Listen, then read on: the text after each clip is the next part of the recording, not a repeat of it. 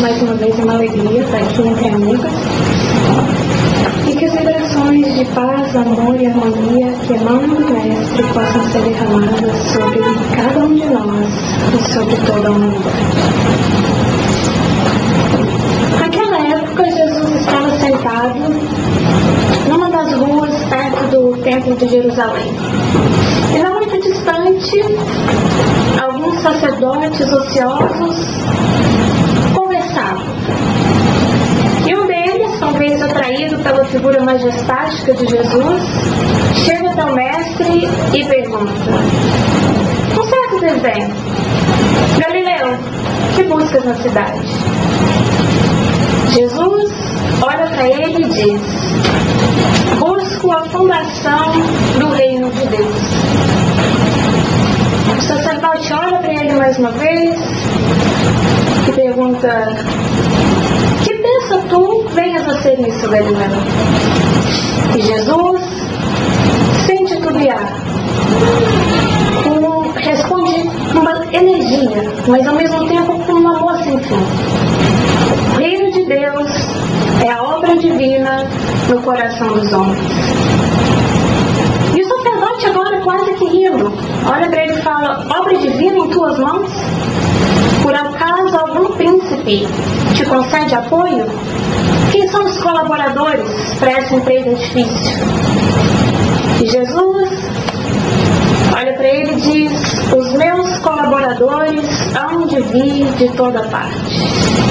E o sacerdote fala: naturalmente, os tolos e ignorantes estão por toda parte. Mas já viste alguma estátua ser construída de fragmentos de lama? E Jesus, com aquela calma e mansidão implacável, fala: sacerdote, não existe mármore mais bonito do que o sentimento, e nem cinzel mais eficaz do que o da boa vontade. O sacerdote ainda não se dá por satisfeito. E ele pergunta a Jesus: por um acaso conheces Atenas ou Roma? E Jesus disse: eu conheço o amor e a verdade. Ele mais uma vez, com agudez, testando Jesus, pergunta: por um acaso conhece tu, Galileu, os códigos imperiais ou as leis do templo? E Jesus finaliza dizendo: eu conheço a vontade do Pai a meu respeito. Sem argumentos, o sacerdote abaixa a cabeça e sai. Jesus continua a visita dele à cidade. E de volta a Galileia, ele caminha apressadamente buscando André e Simão, que estavam ali, aos arredores de Cafarnaum, trabalhando. E ele se aproxima deles e diz: André e Simão, quereis ser os meus discípulos? E eles imediatamente se sentem tocados. Aquela voz lhes é familiar, apesar de nunca terem visto o Mestre antes. Aquele semblante de tanta paz e de tanta mansidão, eles sentiam conhecer. E atraídos pelo magnetismo e pela moral de Jesus, os dois imediatamente o seguem. E Jesus começa a falar da implantação da Boa Nova, do Evangelho e da fundação do Reino de Deus. E André, sem entender muito bem, fala: um rei? Mas Cafarnaum é tão pequena, tem tão poucos habitantes. E Simão, quase como uma criança que quer demonstrar boa vontade, diz assim: não, André, tem muitas cidades ao redor do rio e o reino poderá abranger todas elas. Jesus sorri e pacientemente adia as explicações. E eles continuam. E Jesus busca um a um discípulos até que ele forma o Colégio dos 12. Uma vez formado o Colégio dos 12, ele começa a trabalhar com eles, a esculpir essa grande estátua de mármore que são os nossos sentimentos. Mas eles, assim como nós, esperavam a construção de um reino de pedra, de um reino físico. Eles queriam ver Jesus tomar o poder. E Jesus, através dos seus exemplos, dos seus ensinamentos, foi trabalhando dentro do coração, foi trabalhando o sentimento e mostrando para eles que o reino de Deus é obra divina dentro de cada um de nós. E aí a gente começa a entender a ironia do sacerdote quando pergunta: conheces Roma ou Atenas? Que eram os grandes símbolos de poder da época. O que é Atenas hoje? Ruínas. O que é a velha Roma? Ruínas. Do templo de Jerusalém, o que sobrou? Então isso mostra pra gente que a única coisa que realmente vale é o que a gente consegue construir portas adentro do coração da gente. Passou disso, vai ficar aqui. O que atravessa o túmulo com a gente é o que realmente faz parte e é o passo que a gente deu na construção do reino de Deus dentro de nós. E é engraçado porque nós temos isso muito claro e temos a certeza que fazemos isso com muita precisão. E a gente pode relatar o caso de um companheiro espírita chamado Frederico Figner. Ele era diretor da Federação Espírita Brasileira. Ele ajudou na construção da editora da FEB, numa época que ninguém queria editar livro espírita. Ele falou: bom, se ninguém vai editar, nós vamos abrir uma gráfica e uma editora. Construiu o parque gráfico da Federação Espírita Brasileira e ele desenganou. E qual não foi a sua surpresa quando do lado de lá ele percebia os companheiros de caminhada e de centro espírita, que todos eles emitiam uma luz opaca, uma luz mais brilhante, uma luz... E ele não via nada. E ele falou: não, peraí, o que está acontecendo? Eu era espírita há muitos anos, eu fundei isso, eu ajudei a construir aquilo, eu ajudei a formar aquilo. E o Dr. Bezerra pergunta para ele assim: meu irmão, o que você construiu aqui? O que você construiu aqui? Ele entendeu. E ele ficou tão tocado com isso que ele falou assim: eu preciso contar isso para os encarnados que estão na Terra. Está todo mundo enganado igual eu. Eu preciso escrever o livro. E vai para Uberaba e Emmanuel coloca ele numa fila de espera já para testar a paciência. E ele fala assim: não, mas eu preciso contar porque é muito importante, está todo mundo enganado.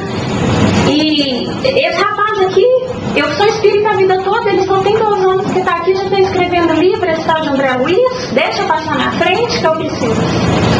Emmanuel colocou ele lá, trabalhou a paciência, ele teve a oportunidade de entender como é que funcionava esse contato com o médium, como é que funcionava esse trabalho.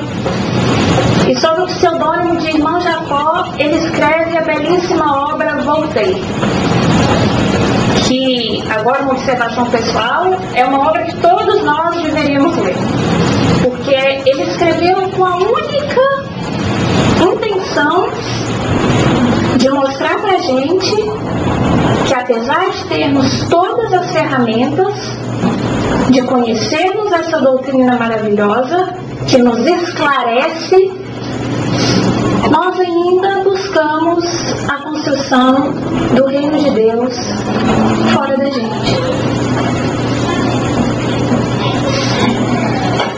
E quando a gente percebe, tomando como exemplo, do diálogo de Jesus e sacerdote, que Atenas virou escombros, que Roma virou escombros, aí a gente começa a olhar assim, aonde foi que o mestre construiu o reino de Deus naquela época? E chega a ser emocionante a gente ver que através do perdão no coração da mulher de Magdala, ele constrói um reino de esperança. Ali estava construído o reino de Deus. Maria de Magdala, que na carne cometera tantos pecados, ao receber o perdão e o amor sem fim do Mestre, se sente transformada pela esperança. O doutor da lei, tão impetuoso e orgulhoso, ao contato com o amor do Cristo, se torna um dos maiores servos do cristianismo. Ali também estava construído o reino de Deus. Pedro, Simão, que aliás hoje vai entrar e sair da nossa história várias vezes. No início, um apóstolo rude, um apóstolo estourado, ele não conseguia conter as energias, ele era impetuoso. Jesus foi trabalhando o coração. E aí ele foi entendendo, quando Jesus o convidou para fundar o reino de Deus, ele começou a sentir o que era esse reino de Deus que Jesus falou. E já no final do seu ministério, Jesus pergunta a ele: Simão, que dizem do Filho do Homem? E aí Simão Pedro, já com o coração mais amadurecido, já trabalhado pelo cinzel da boa vontade, uns dizem que tu és Jeremias, outros dizem que tu és Elias. E Jesus fala assim: e tu, o que dizes? Tu és o Cristo, Filho do Deus vivo. E Jesus diz assim: bendito sejas tu, Simão, filho de Jonas, porque não foi nem a carne, nem o sangue que te revelaram, mas o meu Pai que está no céu. A gente já consegue perceber uma mudança. A gente já consegue sentir a construção do reino de Deus. Se fizermos uma analogia, não tijolo a tijolo, mas exemplo a exemplo, nós conseguimos ver esse reino sendo erguido no coração de Pedro. Mas qual uma criança que ainda vacilava, quando Jesus começa a descrever as cenas da crucificação, Pedro diz: mestre, não vá, tu não mereces sofrer. E Jesus diz: afasta-te de mim, Satanás, afasta-te de mim, tentação.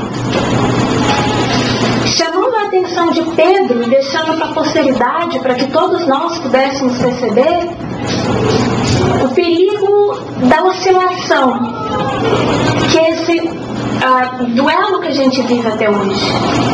Uma hora nós estamos ligados com as forças superiores que regem a vida. Da outra, nós estamos ligados com o nosso egoísmo e com a incompreensão da vontade do Pai perante nós. Porque se o reino de Deus é obra divina no coração dos homens, Deus não nos quer sofrendo. Ele sempre quer o melhor pra gente. Mas o melhor nem sempre é o que nós queremos. Porque se nós quiséssemos o melhor para a gente e tivéssemos a força moral para buscar isso, nós não passaríamos por dor ou expiações. Porque o caminho que Deus traça para a gente é um caminho sem dor, é um caminho sem sofrimento. Nós, que com a compreensão que temos da vontade do Pai perante nós, buscamos com as nossas mãos essas expiações. E é por isso que ainda nos é tão difícil. Porque eu estou aqui falando do reino de Deus nos nossos corações. Todos nós aqui sabemos que o reino de Deus está nos nossos corações. Todos aqui sabemos o que nós temos que fazer a trabalhar isso. E por que para a gente ainda é tão difícil? Porque assim como Simão Pedro, nós ainda vivemos nessa oscilação.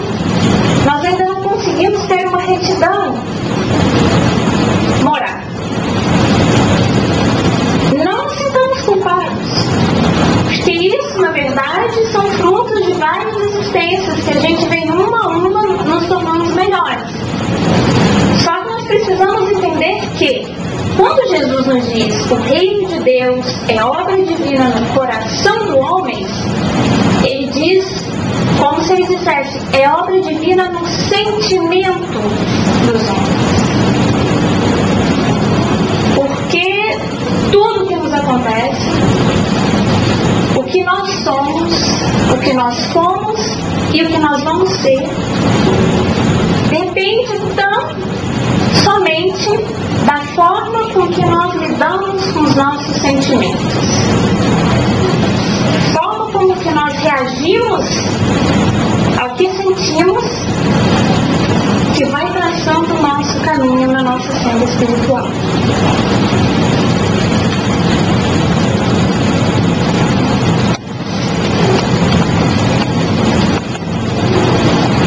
Então, quando Jesus diz, eu conheço a vontade do Pai ao meu respeito,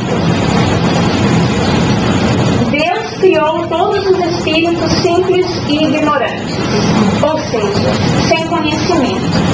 Deu a cada um uma missão com o objetivo de esclarecê-los e de fazê-los chegar progressivamente à perfeição, pelo conhecimento da verdade e para aproximá-los de si. Aqui a gente pode resumir, quando Jesus diz, eu conheço a vontade do Pai ao meu respeito. Que todos nós, progressivamente, possamos atingir a perfeição moral, a perfeição da retidão de caráter, da resolução do bem. Essa é a vontade que Jesus dizia, eu conheço a vontade do Pai ao meu respeito. Não é novidade para ninguém aqui, todos nós já sabemos que essa é a vontade do Pai ao nosso respeito. Por que não funciona? Por que nós não conseguimos executar essa vontade? Lá vem eu de novo com essa história de certo, de ego, de máscara, mas porque não tem outra forma. Enquanto nós não entendermos esse turbilhão que nós colocamos como figura de coração, mas que na verdade é um relicário de sentimentos, enquanto nós não formos capazes de lidar com o que nós somos, nós vamos colocar um tijolo no dia, tirar no outro, colocar um dia, tirar no outro. Todos nós trazemos dentro do coração da gente o DNA de Deus. Por isso que a perfeição não é dúvida.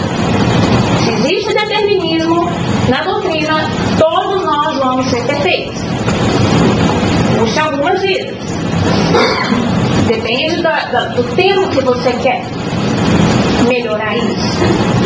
Mas nós somos formados, agora nós vamos separar os nossos sentimentos, tirar essa figura do coração, aquele órgão que também, por ser tão importante, é a fonte da vida, mas agora nós vamos colocar no lugar do coração todos os nossos sentimentos. E aí nós podemos ver que nós somos divididos no céu, que que é o ser essencial. São as potencialidades divinas em forma latente. É a essência divina que todo ser humano é. Todos nós temos essa essência divina. Só que a gente não consegue entrar em contato com ela. É difícil. Por quê? Porque nós também temos dentro dos nossos sentimentos o ego, que é fruto da ignorância e da imperfeição que ainda existe em nós. E como nós vamos caminhando lentamente, e se nós formos olhar não sei, talvez 30, 40 reencarnações, nós provavelmente éramos quase bárbaros. Nosso entendimento, pelo menos a grande maioria, de moral, de amor, de todas essas coisas que o Cristo prega, era muito pequeno. Então é muito mais fácil para nós ainda hoje nos ligarmos com as nossas tendências viciosas, seja elas quais forem. É mais fácil para a gente continuar fazendo daquela forma do que mudar. Por isso que muitas vezes acontece, sabemos, vou trabalhar a paciência. Vou trabalhar a paciência, vou trabalhar a paciência. Na primeira, alguém faz alguma coisa e fala assim, eu ia trabalhar a paciência 2 minutos atrás. Mas eu já estou tão acostumado a reagir de uma outra forma, por conta de todas essas vidas que eu venho reagindo assim, que é coisa automática. Então, quando Jesus fala que a obra de Deus no sentimento dos homens, ele está chamando a atenção justamente para isso. Que nós precisamos olhar para dentro e começar a entender o que nós sentimos.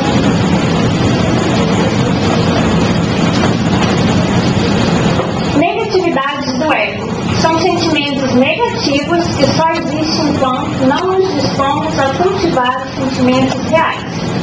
Por isso são transitórios. Olha que notícia boa, né? Esses sentimentos egóicos que ainda existem dentro da gente são transitórios, né? Já é um super incentivo. Pelo menos a gente já entendeu que nós não vamos ser assim para sempre.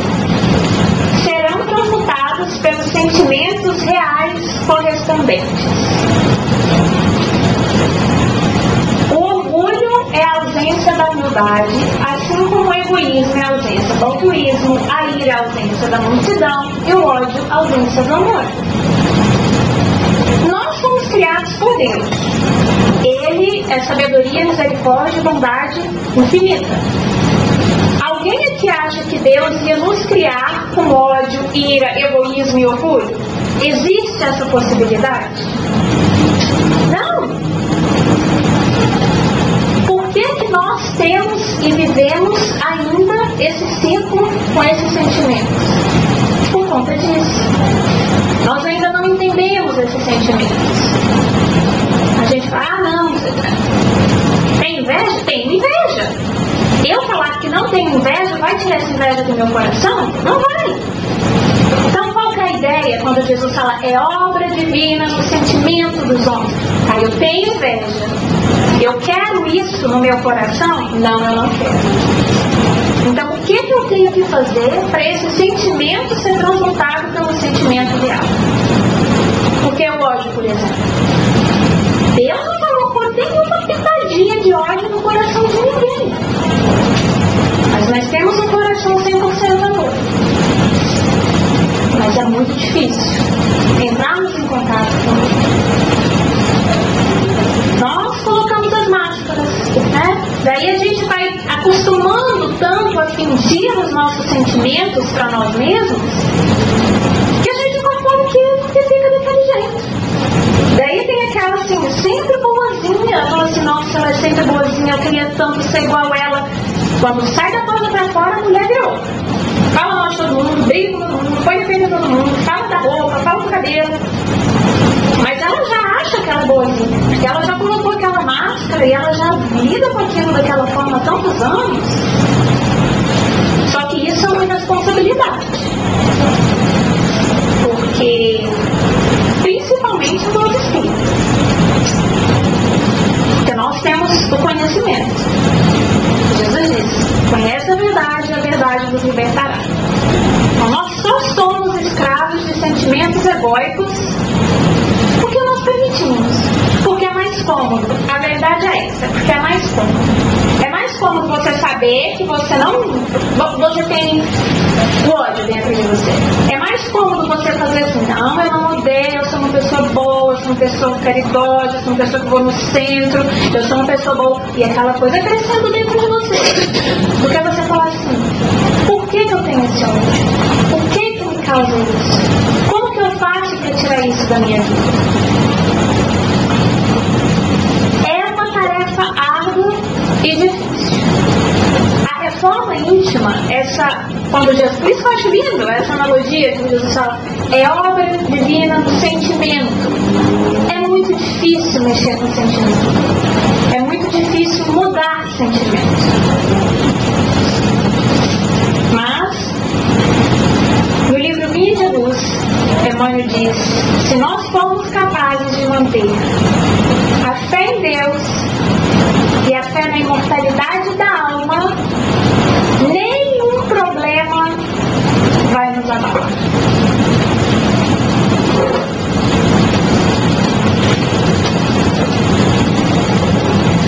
Fé em Deus e a fé na imortalidade da alma.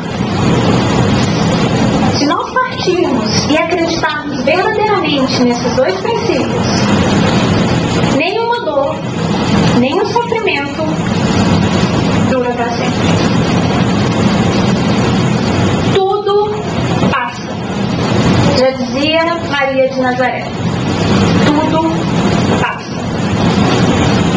A única coisa que sobrevive ao tempo é o bem que nós fazemos.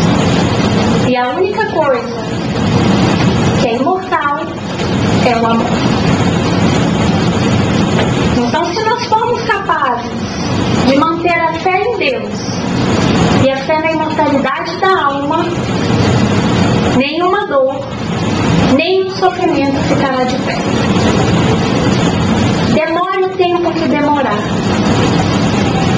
Doa o que doer. Tragamos a certeza de que isso passa.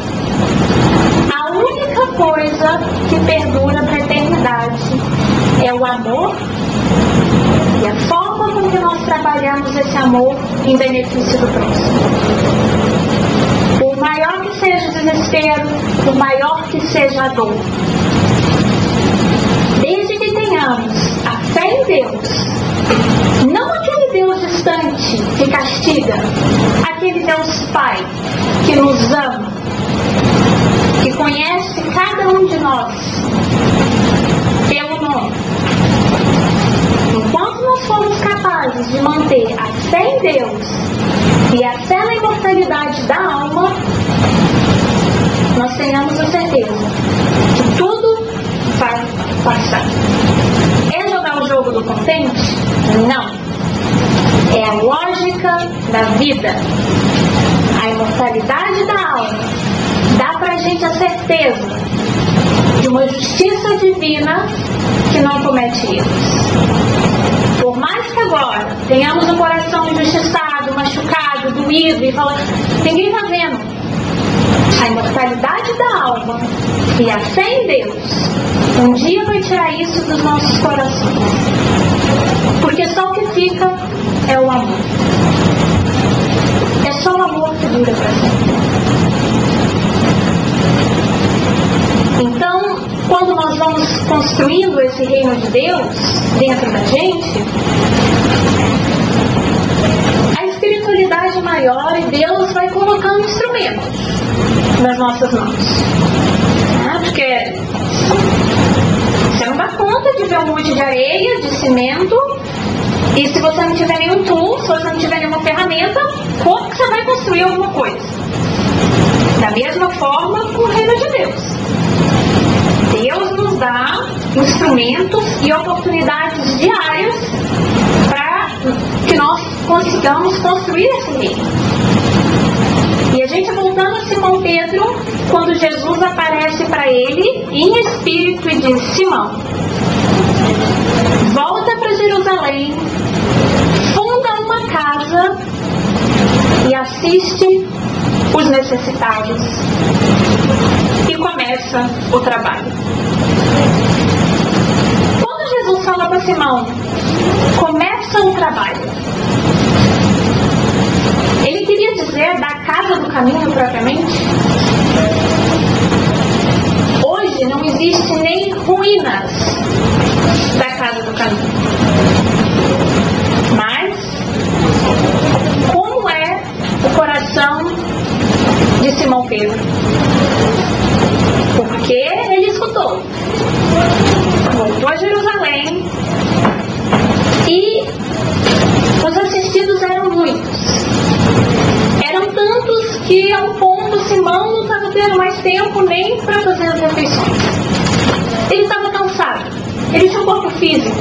Por mais que ele fosse um apóstolo que Jesus escolhera para erguer como rocha, ele tinha um corpo físico, ele estava cansado. Então ele deu uma recaída.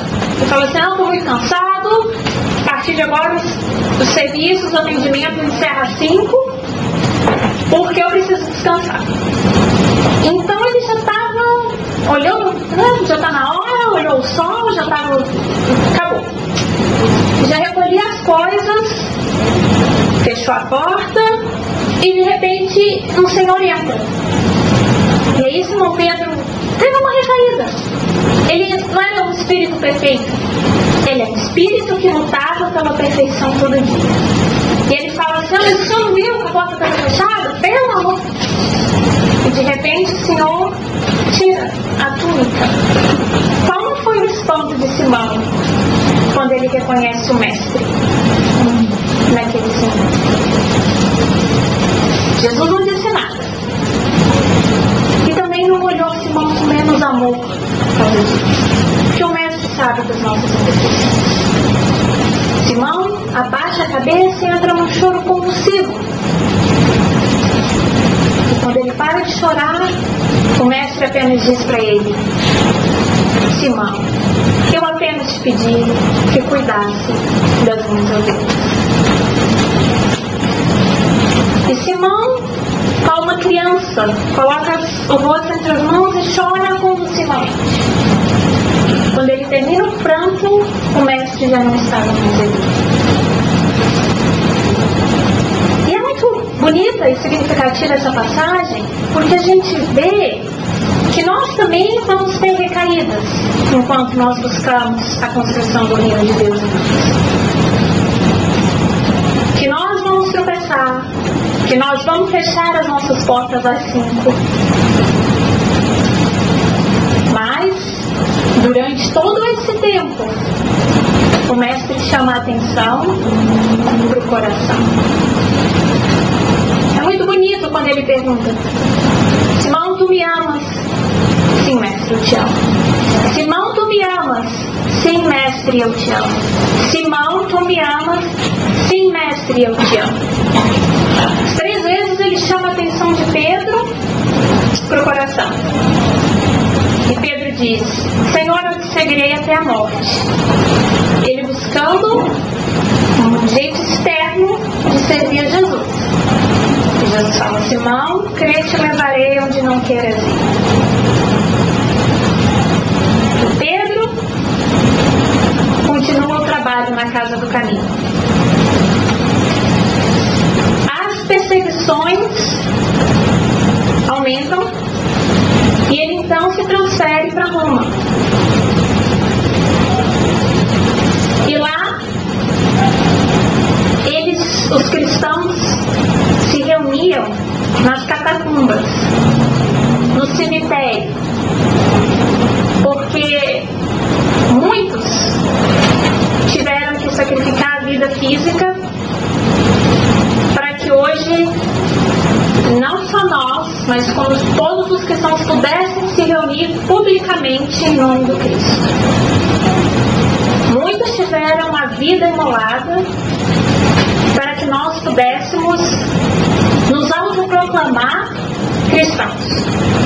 E eles se reuniam no cemitério, gente. E aí nessa hora eu fiquei com uma vergonha, porque aí a gente ainda tem coragem de inventar desculpa para não vir no centro espírita.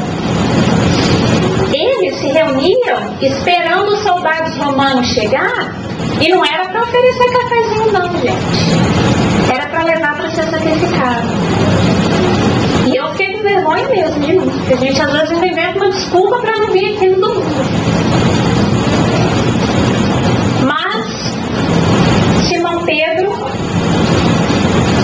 é preso. Os soldados romanos o capturam.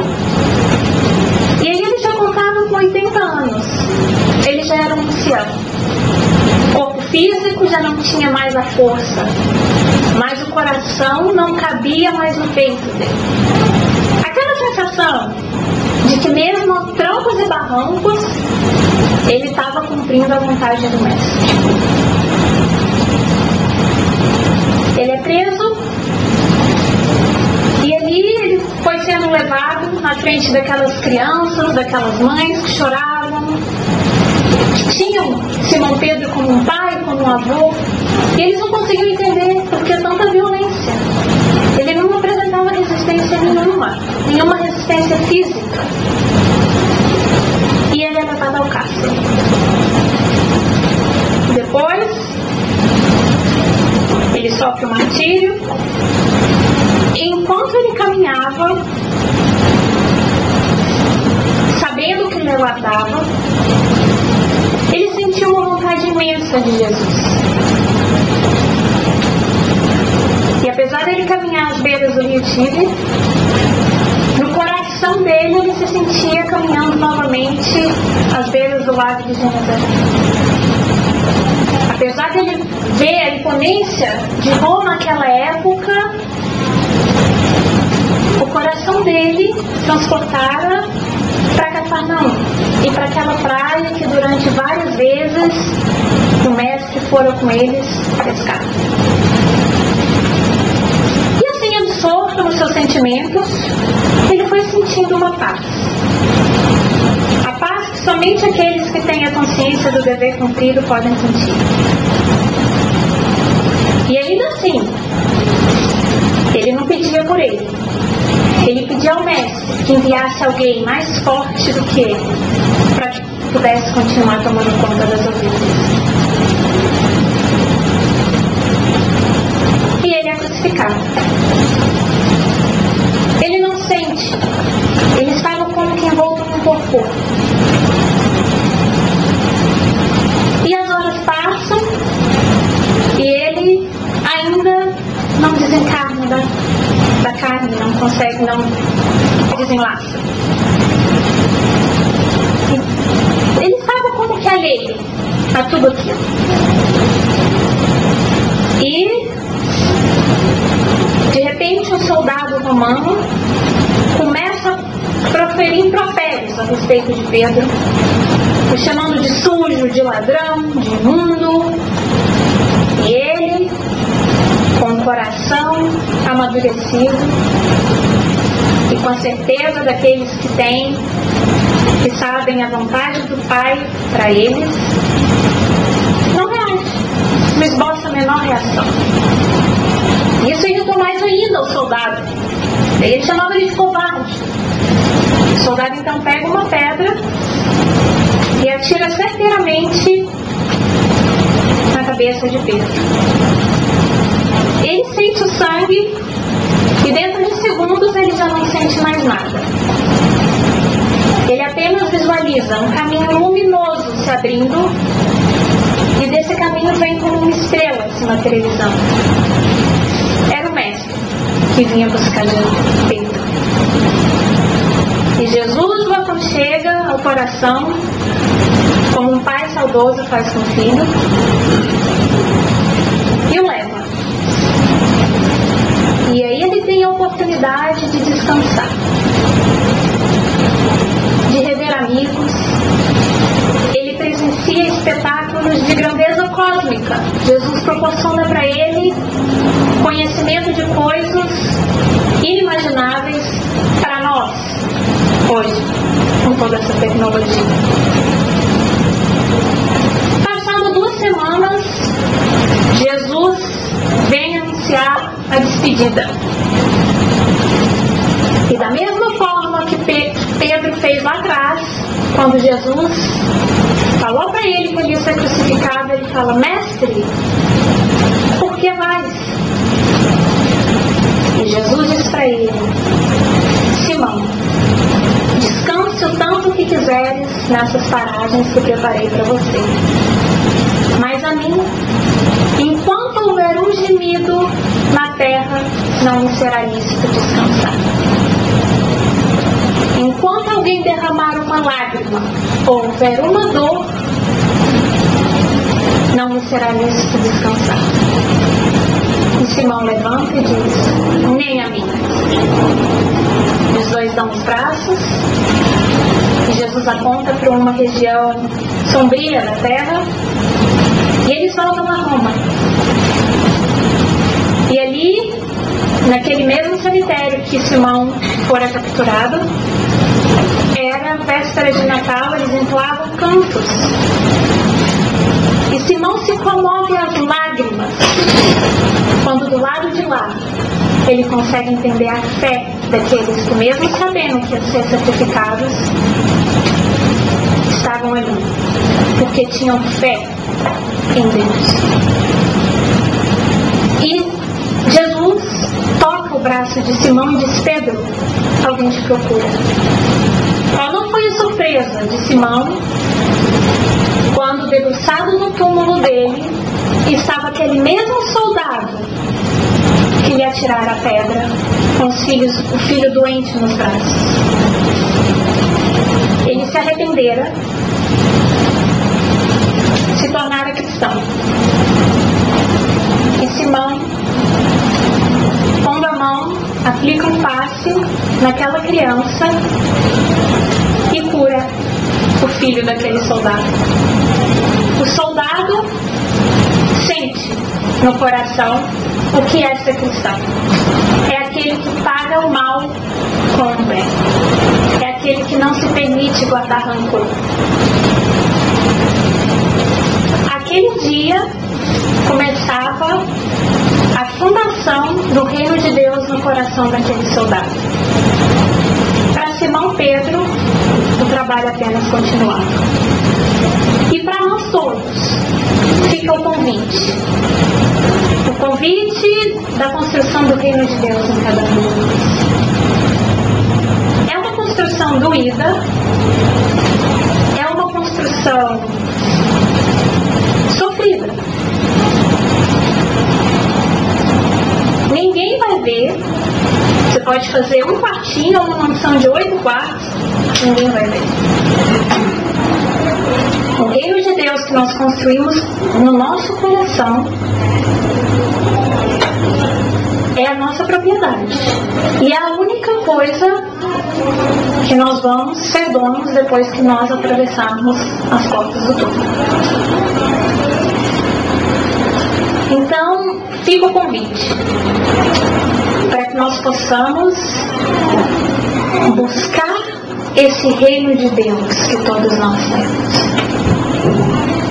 Porque muitas vezes, diante das tribulações, as provas e as expiações que nós passamos, o sofrimento só é maior porque nós não conseguimos voltar para os nossos olhos o tempo que temos dentro da gente. E eu peço licença para terminar lendo uma poesia de Alto de Souza, do livro Parnaso de Além Túmulo, que mostra isso. Mais uma vez, assim como Jesus várias vezes chamou a atenção para o nosso coração, ela diz: meu irmão, tuas preces mais singelas são ouvidas no espaço ilimitado, mas sei que às vezes choras consternado ante ao silêncio da força que interpelas.